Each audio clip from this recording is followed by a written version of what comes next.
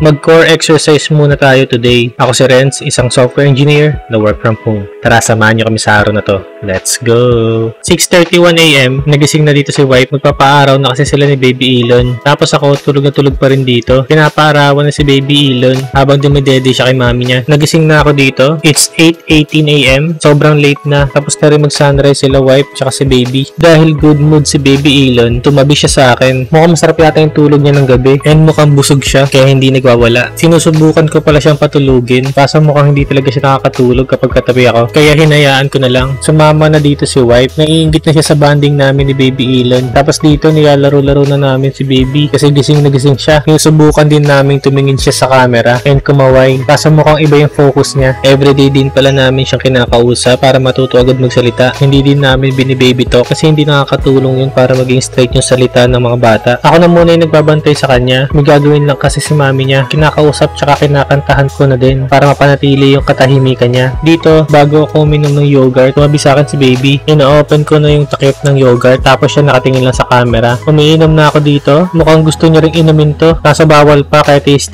ka muna. Inom naman tayo dito ng 2 liters of water. Routine natin every morning. Bumili pala kami na itong una na to para kay wife. Tinesting din namin para sa tummy training ni baby. Mukha naman siyang nag-e-enjoy dito kasi hindi siya umiiyak. Inaayos namin yung kamay niya para hindi nakaharang sa mukha niya. Close-up video muna kay baby. Iniisip siguro niya kung ano yung pinapatungan niya. Tapos na yung tummy training niya. Pinaharap na namin siya sa unan. Mukhang maganda sa kanya yung pillow kasi hindi siya umiiyak.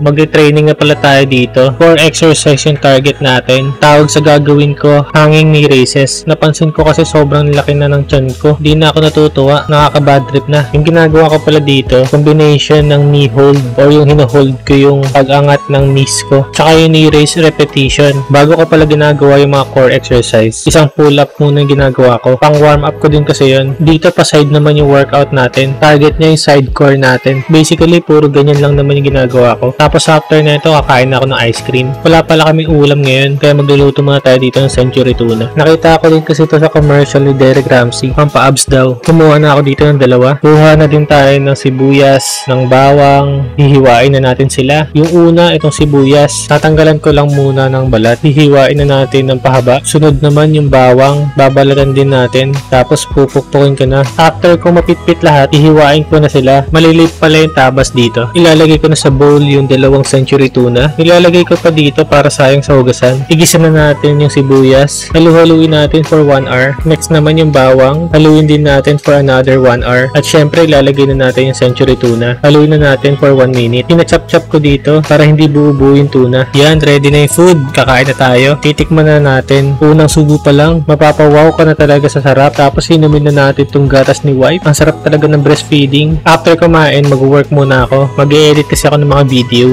Dahil weekend, halos buong araw ako nag-edit. Kapag weekdays kasi, may work ako. Kaya sa gabi ko siya nagagawa. Kaya everyday talaga, nagtatrabaho ako. No days off. Kailangan natin magsipag, lalo mataas yung pangarap natin. Kaya kahit most of the time tinatamad tayo, tuloy-tuloy pa din ako. After mag-work, nagluto si wife ng merienda. Kaya kakain na ulit tayo. Kiss pala yung palaman neto. Mana natin. Unang kagat pa lang, napakasarap na. Napakalutong pa ng tinapay. Diba talaga paggawa ni wife? Sobrang perfect. So yun lang. Thank you for watching.